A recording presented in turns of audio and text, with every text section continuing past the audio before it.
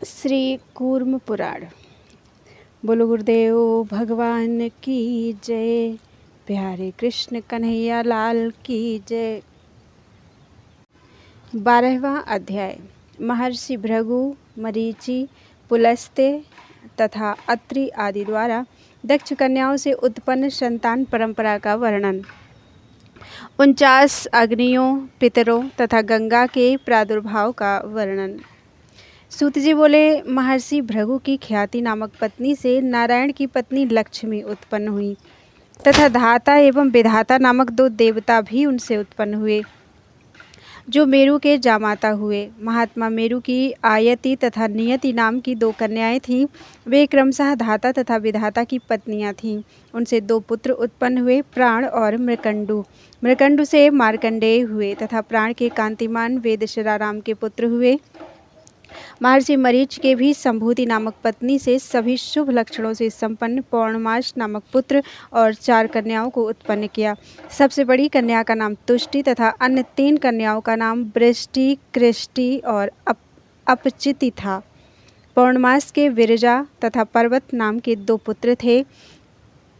प्रजापति पुलह की पत्नी क्षमा ने करदम, बरियान और उनसे छोटे सहिष्णु नामक श्रेष्ठ मुनि को जन्म दिया, जो तप के कारण पाप रहित थे। उसी प्रकार अत्रि की पत्नी अनसूया ने चंद्रमा, दुर्वासा और योगी दत्तात्रेय नामक पुण्यात्मा पुत्रों को उत्पन्न किया। महर्षि अंगिरा की स्मृति नामक पत्नी ने शिनिवाली, कुहू, राका तथा अनुमति नाम वाली शुभ लक्षण संपन्न 4 पुत्रियों को जन्म दिया। प्रभु भगवान पुलस्त्य ने अपनी पत्नी प्रीति से दत्तात्रेय नामक पुत्र को उत्पन्न किया। स्वयंभुव मनवंतर के अपने पूर्व जन्म में वे ही अगस्त्य नाम से प्रसिद्ध थे। पुलस्त्य को प्रीति से वेदवाहु नामक एक अन्य पुत्र और सन्नति इस नाम से प्रसिद्ध एक कन्या थी। महर्षि क्रतु की पत्नी संतति ने 60,000 पुत्रों को जन्म दिया।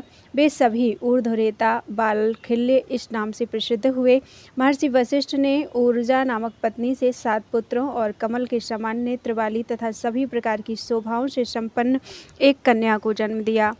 रज, ऊह, ऊर्ध्वबाहु, श्रवण, अनघ, सुतपा और शुक्र नाम वाले ये वशिष्ठ के 7 महान ओजस्वी पुत्र थे। द्विजो ब्रह्मा का रुद्र स्वरूप जो वह बहनी नामक पुत्र था, उससे स्वाहा ने महातेजस्वी 3 उदार पुत्रों को प्राप्त किया। वे तीनों पावक, पवमान तथा शुचि नाम वाले अग्नि थे। मंथन द्वारा उत्पन्न अग्नि को पवमान और विद्युत से संबद्ध अग्नि को पावक कहा जाता है। जो यह सूर्य चमकता है वही शुचि अग्नि कहलाता है। उन तीनों अग्नियों की 45 संतानें हुई। इस प्रकार पावक, पवमान तथा शुचि नामक 3 अग्नियां और इन तीनों के पिता रुद्रात्मक अग्नि एवं उन तीनों अग्नियों के 45 पुत्र, ये सभी मिलाकर 49 अग्नियां कही गई हैं। ये सभी 49 तपस्वी कहे गए हैं। सभी यज्ञ भाग के अधिकारी हैं, रुद्रात्मक कहलाते हैं और सभी मस्तक पर त्रिपुंड के चिन्ह से अंकित रहते हैं। ब्रह्मा के अग्निश्वात तथा बर्हिषद नामक 2 पुत्र कहे गए हैं, जो पितर हैं। उनमें अयज्वा यज्ञ ना करने वाले तथा यज्वा यज्ञ करने वाले के रूप में 2 प्रकार की व्यवस्था है। मुनिश्रेष्ठों, स्वधा ने उनके द्वारा मैना और बैतरणी नामक 2 पुत्रियों को प्राप्त किया। वे दोनों ही ब्रह्मवादिनी और योगिनी थीं। मैना ने मैनाक और उसके अनुज क्रौंच नामक पर्वत को जन्म दिया। हिमालय से समस्त लोकों को पवित्र करने में अद्वितीय गंगा उत्पन्न हुई। हिमालय ने अपनी योगाग्नि के बल से उन देवी महेश्वरी को पुत्री रूप में प्राप्त किया, जिन देवी के उत्तम महात्म्य को भली भांति पहले बता दिया गया है। मैंने प्रजापति दक्ष की कन्याओं की संतान परंपरा का आप लोगों से वर्णन किया। अब आप स्वयंभुव मनु की सृष्टि का वर्णन सुने। इति श्री कूर्म पुराणे षट्सहस्रयां संहितायां पूर्व विभागे 12वां अध्याय। इस प्रकार 6000 श्लोकों वाली श्री कूर्म पुराण संहिता के पूर्व विभाग में 12वां अध्याय पूरा हुआ। बोलो वृंदावन बिहारी लाल की जय। 13वां अध्याय। स्वयंभुव मनु के वंश का वर्णन, चाक्षुष मनु की उत्पत्ति, महाराज पृथु का आख्यान, पृथु का वंश वर्णन, पृथु के पौत्र सुशील का रोचक आख्यान, सुशील को हिमालय के धर्मपद नामक वन में महापाशुपत श्वेताश्वतर मुनि के दर्शन तथा उनके पाशुपत व्रत का ग्रहण, दक्ष के पूर्व जन्म का वृत्तांत तथा पुनः दक्ष प्रजापति के रूप में आविर्भाव की कथा, दक्ष द्वारा शंकर का अपमान, सती द्वारा देह त्याग तथा शंकर का दक्ष को शाप। सूत जी बोले, स्वयंभुव मनु की पत्नी सतरूपा ने प्रियव्रत तथा उत्तानपाद नाम वाले 2 पुत्रों को जन्म दिया, जो धर्म को जानने वाले तथा महान पराक्रमी थे। कालांतर में उत्तानपाद का ध्रुव नामक पुत्र हुआ। भगवान विष्णु के उस भक्त ने उत्तम स्थान प्राप्त किया। ध्रुव की शंभु नामक पत्नी ने श्लिष्टि तथा भव्य नामक पुत्रों को जन्म दिया। श्लिष्टि की सुच्छाया नामक पत्नी ने 5 पुण्यात्मा पुत्रों को उत्पन्न किया। महर्षि वशिष्ठ के कथनानुसार सुच्छाया नामक देवी ने अत्यंत कठोर तप करके शालिग्राम में जनार्दन पुरुष विष्णु की आराधना कर रिपु, रिपुंजय, विप्र, ब्रकल तथा वृष तेजस नाम वाले 5 पुत्रों को जन्म दिया, जो नारायण में अनन्य निष्ठा रखने वाले, शुद्ध तथा अपने धर्म का विशेष रूप से पालन करने वाले थे। रिपु की पत्नी बृहति ने सब प्रकार के तेजों से संपन्न चक्षुष नामक पुत्र को उत्पन्न किया। उस चक्षुष ने महात्मा वीरण प्रजापति की पुष्करणी, यह पुष्करणी प्रजापति वीरण की पुत्री होने से वैरणी भी कही जाती है, तो पुष्करणी नाम वाली पुत्री से चाक्षुष मनु को जन्म दिया। अत्यंत तेजस्वी चाक्षुष मनु के वैराज प्रजापति की कन्या नटबला से 10 पुत्र उत्पन्न हुए, जो उरु, पुरु, शतद्युम्न, तपस्वी, सत्यवाक, शुचि, अग्निष्टुत, अतिरात्र, शुद्युम्न तथा अभिमन्युक नाम वाले थे। उरु की पत्नी आग्नेयी ने अंग, सुमनस, स्वाति, कृतु, अंगिरस एवं शिव नाम वाले महाबलशाली 6 पुत्रों को उत्पन्न किया। अंग से वेन हुआ और फिर वेन से बैन्य उत्पन्न हुए। प्रजापालक महाबलवान वे ही बैन्य पृथु नाम से विख्यात हुए। पूर्व काल में उन्होंने प्रजाओं के कल्याण की कामना से ब्रह्मा के आदेश से महातेजस्वी देवराज इंद्र के साथ गोरूपा पृथ्वी का दोहन किया था।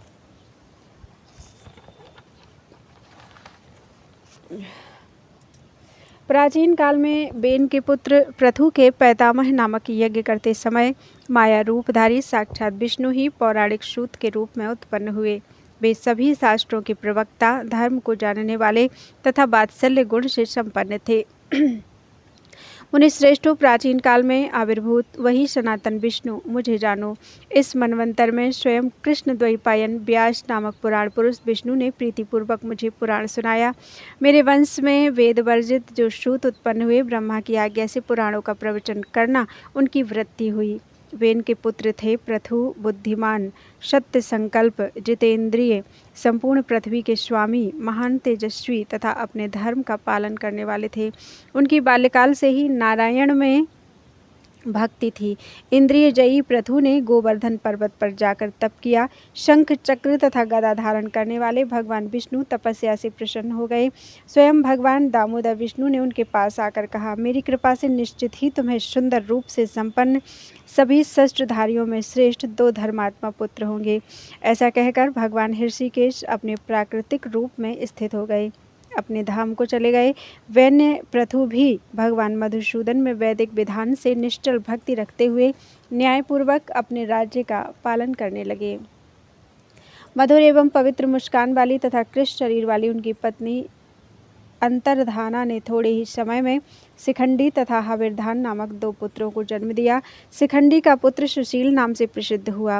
वह धार्मिक रूप संपन्न तथा वेद वेदांग का पारगामी विद्वान था। विधि पूर्वक वेदों का अध्ययन कर वह धर्म पूर्वक तपस्या में स्थित हुआ। भाग्य योग से उस धर्मज्ञ ने संन्यास ग्रहण करने का विचार किया। वह तीर्थ स्थानों का सेवन करते हुए स्वाध्याय तथा तपस्या में स्थित रहने लगा। एक बार वह सिद्धों के द्वारा सेवित हिमालय पर्वत पर गया। वहां उसने धर्म एवं सिद्धि को प्रदान करने वाले योगियों के लिए प्राप्य किंतु ब्रह्म से द्वेष करने वालों के लिए अप्राप्य धर्मपद नामक एक वन को देखा। वहाँ सिद्धों के आश्रम से सुशोभित तथा विभिन्न प्रकार के कमल समूहों से संपन्न निर्मल जल वाली तथा पुण्य प्रदान करने वाली मंदाकिनी नामक एक नदी प्रवाहित होती थी। उसने प्रीतिपूर्वक उस मंदाकिनी नदी के दक्षिण किनारे पर स्थित मुनींद्रों तथा योगियों से सेवित पुण्यदायी एक रमणीय आश्रम देखा। उसने मंदाकिनी के जल में स्नान कर देवस्वरूप पितरों को तर्पण आदि से संतृप्त कर विभिन्न वर्ण के कमल आदि पुष्पों के द्वारा भगवान शंकर की अर्चना की और सूर्यमंडल में स्थित भगवान ईशान का ध्यान कर सिर से हाथ जोड़ते हुए प्रकाशमान सूर्य का दर्शन करते हुए वह रुद्राष्टाध्यायी रुद्र के चरित्र एवं और भी अनेक वेद वर्णित विविध प्रकार के शिव संबंधी स्तोत्रों के द्वारा परमेश्वर गिरीश की स्तुति करने लगा।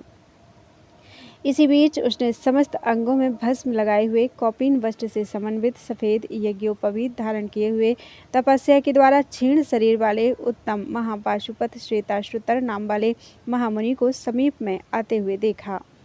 नेत्रों में आनंदाश्रु भरे हुए उसने भगवान शंकर की स्तुति समाप्त कर उनके चरणों में सिर से प्रणाम किया और हाथ जोड़ते हुए यह वाक्य कहा, मैं धन्य हूँ, मैं अनुगृहीत हूँ, जो आज मुझे योग ज्ञानियों में श्रेष्ठ मुनियों के ईश्वर साक्षात भगवान योगीश्वर के दर्शन हुए।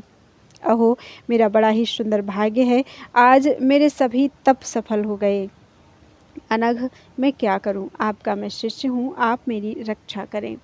तपस्या से जिसका संपूर्ण कल्मश नष्ट हो गया, ऐसे उस निष्पाप एवं शील संपन्न सुशील नाम वाले राजा के ऊपर अनुग्रह करके शंकर ने अपने शिष्य रूप में उसे ग्रहण किया। उन बुद्धिमान मुनि ने संन्यास संबंधी संपूर्ण विधि करवाकर उसे ईश्वर संबंधी ज्ञान तथा अपनी शाखा द्वारा विहित नियम और पशु रूपी जीव के पास अर्थात माया रूपी बंधन से मुक्त करने वाला वह संपूर्ण वेद का सार प्रदान किया। साथ ही ब्रह्मा आदि के द्वारा सेवित अंत्याश्रम नाम वाले आश्रम को भी प्रदान किया। उस आश्रम में रहने वाले ब्रह्मचर्य परायण ब्राह्मण क्षत्रिय तथा वैश्य शिष्यों को देखकर वे श्वेताश्रुतर मुनि बोले, मेरे द्वारा प्रवर्तित शाखा का अध्ययन करते हुए योगीजन निष्कल महादेव शिव का ध्यान करते हुए यहाँ निवास करते हैं। भक्तों पर अनुकंपा करने के लिए भगवान महादेव उमा के साथ रमण करते हुए यहाँ विराजमान रहते हैं।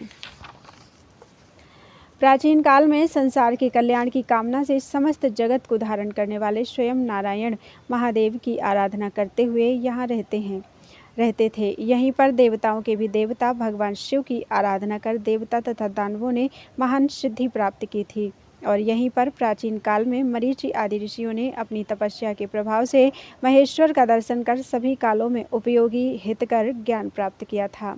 इसलिए राजेंद्र, तुम भी तप एवं योग से समन्वित होकर नित्य ही मेरे साथ रहो, इससे तुम सिद्धि प्राप्त करोगे। ऐसा कहकर उन ब्राह्मण श्रेष्ठ श्वेताश्रुतर मुनि ने पिनाक नामक धनुष धारण करने वाले भगवान शंकर का ध्यान करके स्वार्थ सिद्धि के लिए सभी पापों का शमन करने वाले वेदसार स्वरूप मुक्ति प्रदान करने वाले तथा ऋषियों द्वारा प्रवर्तित अग्नि इत्यादि पुण्यजनक महामंत्र का उसे सुशील को विधिपूर्वक उपदेश दिया। उसके कथनानुसार सुशील नामक वह राजा भी बड़ी ही श्रद्धा से साक्षात पाशुपत होकर वेदाभ्यास में निरत हो गया। अपने सभी अंगों में भस्म धारण कर कंदमूल एवं फलों का आहार करते हुए शांत इंद्रियजयी एवं क्रोधजयी राजा ने संन्यास विधि का आश्रय लिया। हविर्धान ने अग्नेयी नामक अपनी पत्नी से धनुर्वेद में पारंगत प्राचीन बर्हिष्ठ नामक श्रेष्ठ पुत्र को उत्पन्न किया। सभी शस्त्रधारियों में श्रेष्ठ भगवान प्राचीन बर्ही ने समुद्र की पुत्री से 10 पुत्रों को उत्पन्न किया। नारायण परायण तथा अपने तेज के लिए विख्यात प्रचेतस नाम से प्रसिद्ध उन राजाओं ने अपने वेद का अध्ययन किया। इन्हीं 10 प्रचेताओं द्वारा मारिशा नामक उनकी पत्नी से महाभाग प्रजापति दक्ष पुत्र रूप में उत्पन्न हुए, जो पूर्व समय में ब्रह्मा के पुत्र थे। उन दक्ष ने बुद्धिमान महेश रुद्र के साथ विवाद किया था। इससे रुद्र द्वारा शाप प्राप्त कर वे प्रचेताओं के पुत्र बने। महादेव हर ने स्वयं देवी पार्वती के घर आए हुए दक्ष को देखकर उनकी यथोचित पूजा की, किंतु उस समय तमोगुण के आवेश से समाविष्ट ब्रह्मा के पुत्र दक्ष शंकर द्वारा की गई अपनी पूजा को अपर्याप्त और अयोग्य समझकर और भी अधिक पूजा की इच्छा करने के कारण कुपित होकर अपने घर चले गए। तदनंतर कभी दूषित मन वाले दक्ष ने अपने घर आई हुई अपनी पुत्री सती की उनके पति भगवान शंकर के साथ निंदा करते हुए क्रुद्ध होकर भर्त्सना की। दक्ष बोले, सती, तुम्हारे पिनाकधारी पति से मेरे अन्य जामाता श्रेष्ठ हैं। तुम भी अच्छी पुत्री नहीं हो, इसलिए मेरे घर से वहीं चले जाओ जहाँ से आई हो। शंकर प्रिया उन देवी सती ने उस कठोर वाक्य को सुनकर पिता दक्ष की निंदा की और चर्मांबरधारी अपने स्वामी पशुपति को प्रणाम कर स्वयं ही उन्होंने योगाग्नि द्वारा अपने को भस्म कर डाला। तदनंतर वे ही हिमालय की तपस्या से प्रसन्न होकर उनकी पुत्री बनी। उस बात को जानकर शरणागतों का कष्ट हरने वाले भगवान रुद्र हर दक्ष के घर आए और क्रुद्ध होकर उन्हें शाप दिया। ब्राह्मण मूढ़ात्मन, इस शरीर को छोड़कर तुम क्षत्रियों के कुल में उत्पन्न होगे और पापवश अकार्य में तुम्हारी प्रवृत्ति होगी। ऐसा कहकर महादेव कैलाश पर्वत पर चले गए और समय आने पर स्वयंभू दक्ष भी प्रचेताओं के पुत्र बने। सूत जी ने इस प्रकार कहा, आप लोगों से मैंने स्वयंभू मनु की दक्ष पर्यंत विशेष सृष्टि का वर्णन किया। यह वर्णन सुनने वालों के पाप को नष्ट करने वाला है। इति श्री कूर्म पुराणे षट्सहस्रयां संहितायां पूर्व विभागे त्रयोदशो अध्यायः। इस प्रकार 6000 श्लोकों वाली कूर्म पुराण संहिता के पूर्व विभाग में 13वां अध्याय पूरा हुआ। बोलो वृंदावन बिहारी लाल की जय। 14वां अध्याय। हरिद्वार में दक्ष द्वारा यज्ञ का आयोजन। यज्ञ में शंकर का भाग ना देखकर महर्षि दधीचि द्वारा दक्ष की भर्त्सना तथा यज्ञ में भाग लेने वाले ब्राह्मणों को शाप। देवी पार्वती के कहने पर शंकर द्वारा रुद्रों, भद्रकाली तथा वीरभद्र को प्रकट करना। वीरभद्रादि द्वारा दक्ष के यज्ञ का विध्वंस। शंकर पार्वती का यज्ञ स्थल में प्राकट्य। भयभीत दक्ष द्वारा शंकर तथा पार्वती की स्तुति और वर प्राप्त करना। ब्रह्मा द्वारा दक्ष को उपदेश और शिव विष्णु के एकत्व का प्रतिपादन तथा दक्ष द्वारा शिव की शरण ग्रहण करना। नैमिषीया ऊचु देवानां दानवानां च गंधर्वो गरक्षसां उत्पत्तिं विस्तरात् शूत ब्रूहि वैवस्वतेन्तरे ससप्तः शम्भुना पूर्वं दक्षः प्राचेतशो नृपः किं कार्षीन् महाबुद्धे श्रोतुमिच्छां साम्प्रतं। नैमिषी ऋषि बोले, सूत जी महाराज, वैवस्वत मनवंतर में हुई देवताओं, दानवों, गंधर्वों, नागों तथा राक्षसों की उत्पत्ति को आप विस्तार से बतलाएं। महाबुद्धिमान सूत जी, इस समय हम यह सुनना चाहते हैं कि प्राचीन काल में प्रचेता के पुत्र राजा दक्ष ने भगवान शंकर से शाप प्राप्त कर क्या किया था।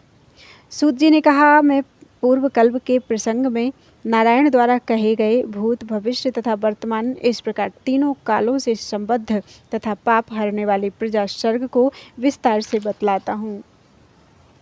प्राचीन काल की बात है। भगवान शंकर के शाप से ग्रस्त उन प्रचेता पुत्र राजा दक्ष ने पूर्व बैर के कारण शंकर की निंदा कर गंगा द्वार हरिद्वार में एक यज्ञ का अनुष्ठान प्रारंभ किया। श्रेष्ठ मुनियों, विष्णु के सभी देवता उस यज्ञ में भाग ग्रहण करने के लिए बुलाए गए। देवता उस यज्ञ में भाग ग्रहण करने के लिए बुलाए गए सभी मुनियों के साथ वे वहां आए। शंकर को छोड़कर आए हुए समस्त देव समूह को देखकर दधीचि नामक विप्रर्षि ने प्राचेत दक्ष से इस प्रकार कहा।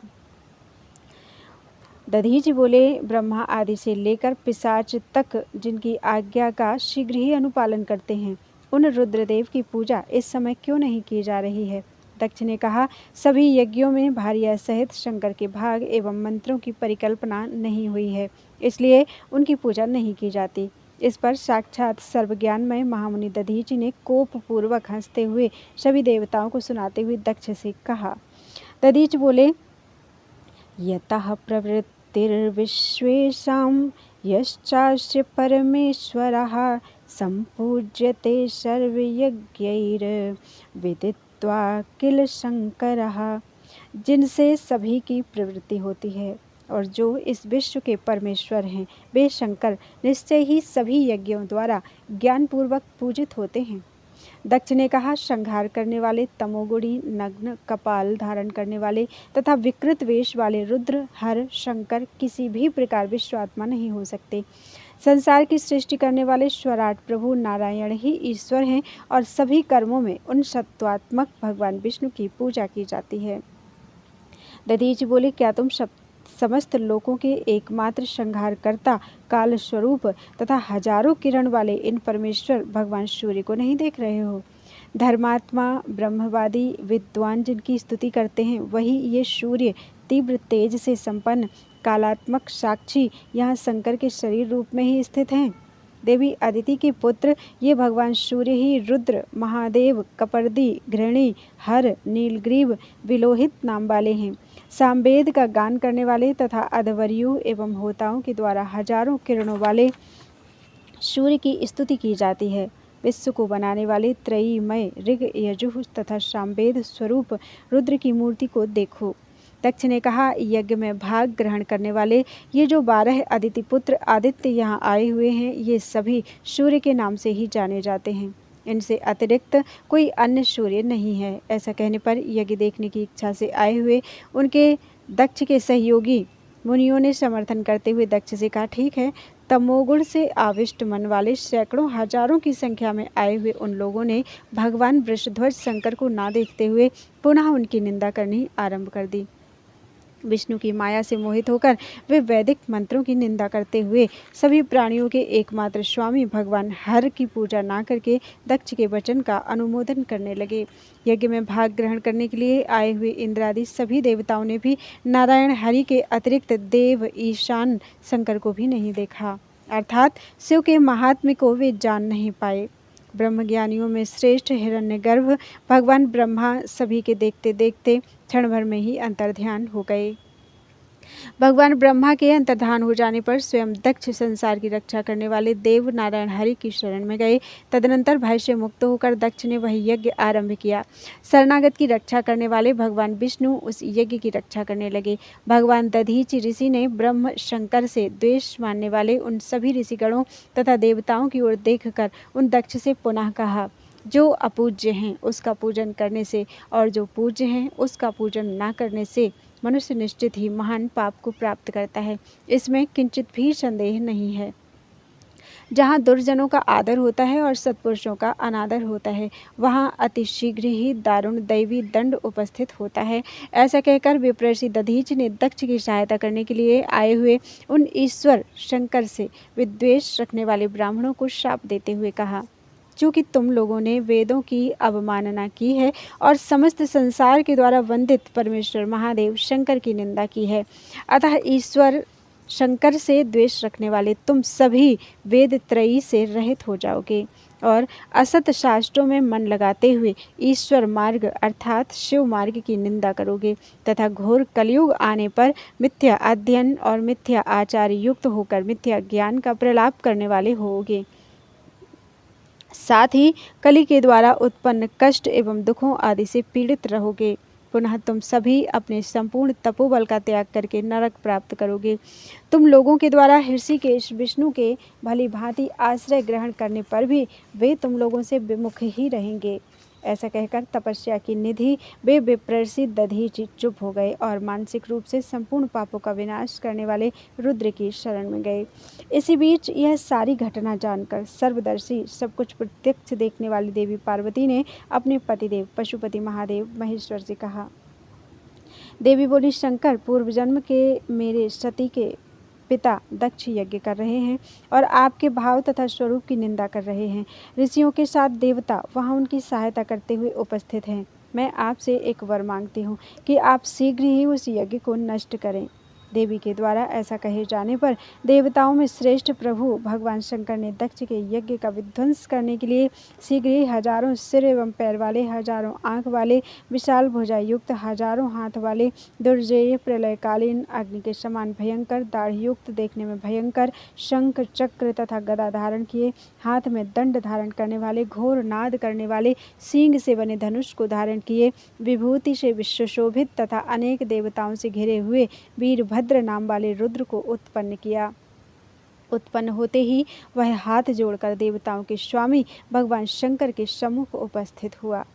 शंकर ने उससे कहा, गणेश्वर, दक्ष के यज्ञ का विध्वंस करो। वह गंगा द्वार हरिद्वार में मेरी निंदा करते हुए यज्ञ कर रहा है। तुम्हारा कल्याण हो। तदनंतर बंधु शिव के द्वारा निर्दिष्ट वीरभद्र ने सिंह के समान लीला करते हुए अकेले ही दक्ष के यज्ञ का विध्वंस कर दिया। उमा ने भी क्रोध करते हुए महेश्वरी भद्रकाली को उत्पन्न किया। उसके साथ वृषभ पर आरूढ़ होकर वह गण वीरभद्र वहां गंगा द्वार यज्ञ में गया।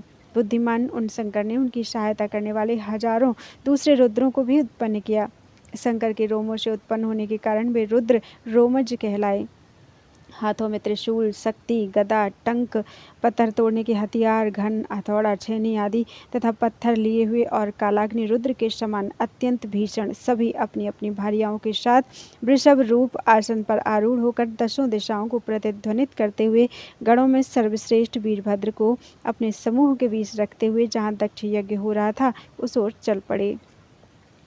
गंगाद्वार हरिद्वार नाम से प्रसिद्ध उस देश में पहुंचकर उन सभी ने अमित तेजस्वी दक्ष के उस यज्ञ स्थल को देखा जो हजारों देवांगनाओं से सुशोभित था, अप्सराओं के गीतों से मुखरित था, वीणा तथा वेणु के निनाद से प्रतिध्वनित और वेद मंत्रों से गुंजित था। देवताओं तथा ऋषियों के साथ बैठे हुए प्रजापति दक्ष को देखकर भद्रकाली तथा रुद्रों सहित वीरभद्र ने हंसते हुए कहा, हम सभी अमित तेजस्वी शंकर के अनुचर हैं। यज्ञ में भाग प्राप्त करने की इच्छा से यहाँ आए हैं। आप हमें अभिप्सित यज्ञ भाग प्रदान करें, अथवा श्रेष्ठ मुनियों और देवताओं, आप हमें यह बतलाएं कि किसने आपको ऐसी आज्ञा दी है कि मुझे यज्ञ भाग ना दें, और आप लोगों का ही सब भाग है। जो ऐसी आज्ञा देने वाला है उसे बतलाएं, फिर हम उसे देख लेंगे। गणों के स्वामी वीरभद्र के ऐसा कहे जाने पर प्रजापति दक्ष सहित देवताओं ने प्रभु वीरभद्र से कहा, आपको यज्ञ भाग देने संबंधी मंत्र नहीं है। यह सुनकर वेद मंत्रों ने मूर्तिमान स्वरूप धारण कर देवताओं से कहा, आपका मन तमोगुण से आक्रांत हो गया है, इसलिए आप यज्ञ के स्वामी महेश्वर की पूजा नहीं कर रहे हैं। सभी प्राणियों के एकमात्र स्वामी और सभी प्राणियों के शरीर रूप तथा समस्त अभ्युदय एवं सिद्धियों को प्रदान करने वाले हर शंकर सभी यज्ञों में पूजित होते हैं। ईशान अर्थात शंकर के बारे में ऐसा कहे जाने पर भी माया के कारण नष्ट चेतना वाले देवों ने जब उनकी बात को नहीं माना तब मंत्र उन्हें छोड़कर अपने स्थान को चले गए। तदनंतर भार्या और गणेश्वरों सहित उन वीरभद्र स्वरूप रुद्र ने ब्रह्मर्षि दधीचि को हाथों से स्पर्श करते हुए देवताओं से कहा, तुम लोगों ने अपने बल से गर्वित होकर मंत्रों को प्रमाण नहीं माना, इसलिए मैं इसे सहन न कर आज बलपूर्वक सभी के गर्व को नष्ट करूंगा। ऐसा कहकर गणों में श्रेष्ठ वीरभद्र ने उस यज्ञशाला को जला डाला और गणेश्वरों ने अत्यंत क्रुद्ध होकर यज्ञशाला के यूपों स्तंभों को उखाड़कर फेंक दिया। भयानक सभी गणेश्वरों ने आहुति देने वालों सहित पाठ करने वालों एवं घोड़े को भी पकड़कर गंगा के प्रवाह में फेंक दिया। प्रदीप्त आत्मा वाले तथा दीनता रहित वीरभद्र ने भी इंद्र के उठे हुए 100 हाथों तथा अन्य देवताओं के उठे हुए हाथों को स्तंभित कर दिया। उन्होंने नाखूनों के अग्रभाग से खेल खेल में ही भग देवता के नेत्रों को उखाड़ डाला, मुक्के से मारकर पूषा देवता के दांतों को तोड़ डाला। इसी प्रकार लीला करते हुए बलशाली गणेश्वर वीरभद्र ने हंसकर पैर के अंगूठे से चंद्रमा को घर्षित कर रौंद दिया। अग्नि देवता के दोनों हाथों को काटकर लीला से ही उनकी जीभ उखाड़ दी। मुनीश्वरों, उन्होंने पैर से मुनियों के मस्तक पर भी प्रहार किया। साथ ही उस महाबली वीरभद्र ने सुदर्शन चक्र को स्तंभित कर गरुड़ पर बैठकर आते हुए विष्णु को भी तीक्ष्ण बाणों से विद्ध कर चोटिल कर दिया। महाबाहु गरुड़ ने वहां आकर गण वीरभद्र को देखकर अचानक उन्हें अपने पंखों से मारा और समुद्र के समान गर्जन किया। तदनंतर उन वीरभद्र ने भी स्वयं हजारों गरुड़ों को उत्पन्न कर डाला। जो विनिता पुत्र गरुड़ से भी अधिक बलशाली थे, वे सभी गरुड़ के ऊपर टूट पड़े। उन वीरभद्र द्वारा उत्पन्न गरुड़ों को देखकर बुद्धिमान वे गरुड़ विष्णु को छोड़कर बड़े ही वेग से भाग उठे। यह एक आश्चर्य की बात थी। विनिता के पुत्र गरुड़ के अंतर्धान हो जाने पर कमल से उत्पन्न भगवान ब्रह्मा ने वहां उपस्थित होकर वीरभद्र तथा केशव को युद्ध करने से रोका। परमेष्ठी ब्रह्मा की महत्ता को समझकर वीरभद्र ने उनकी स्तुति कर उन्हें प्रसन्न किया। उस समय पार्वती सहित साक्षात भगवान शंकर भी वहां आए। सभी गणों से घिरे हुए पार्वती सहित उन देवाधिदेव शंकर को देखकर भगवान ब्रह्मा, दक्ष तथा ध्युलोक में रहने वाले सभी देवता उनकी भगवान शंकर की स्तुति करने लगे। दक्ष ने विशेष रूप से शंकर की अर्धांगिनी देवी पार्वती को हाथ जोड़कर प्रणाम करते हुए नाना प्रकार के स्तोत्रों से प्रसन्न किया। तदनंतर दया की निधि देवी भगवती ने हंसते हुए प्रसन्न मन से महेश्वर रुद्र से यह वचन कहा, आप ही संसार की सृष्टि करने वाले तथा आप ही शासन करने वाले एवं रक्षक हैं। आप भगवान को दक्ष तथा देवताओं पर कृपा करनी चाहिए। तदनंतर जटा धारण करने वाले नील लोहित भगवान हर ने हंसकर देवताओं तथा प्रचेता पुत्र दक्ष से कहा, देवताओं आप सभी लोग जाएं, मैं आप पर प्रसन्न हूँ। सभी यज्ञों में विशेष रूप से मेरी पूजा करनी चाहिए और मेरी निंदा नहीं करनी चाहिए। हे दक्ष, तुम भी सभी की रक्षा करने में समर्थ, मेरे वचन को सुनो। तुम मैं ही सबसे श्रेष्ठ हूँ। इस लोकैष्णा यश की इच्छा का परित्याग कर प्रयत्न पूर्वक मेरे भक्त बनो। इस कल्प के बीत जाने पर मेरी कृपा से तुम गणों के अधिपति होगे। मेरे आदेश से उस समय तक तुम अपने अधिकार पर शांति से बने रहो। ऐसा कहकर वे भगवान शंकर पत्नी पार्वती तथा अपने अनुचरों सहित अमित तेजस्वी दक्ष के लिए अंतर्ध्यान हो गए। महादेव शंकर के अंतर्ध्यान हो जाने पर साक्षात पद्मोद्भव ब्रह्मा ने समस्त संसार के लिए कल्याणकारी वचन कहे। ब्रह्मा जी ने कहा, दक्ष वृषभध्वज, शंकर के प्रसन्न हो जाने पर क्या तुम्हारा मोह दूर हुआ?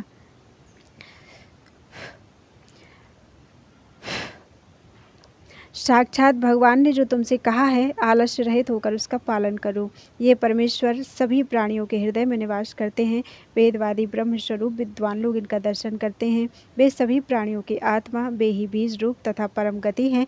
वैदिक मंत्रों के द्वारा देवदेव महेश्वर की स्तुति की जाती है। जो उस अद्वितीय सनातन रुद्र की अपनी आत्मा में श्रद्धा युक्त मन से आराधना करता है, वह परम पद अर्थात मोक्ष प्राप्त करता है।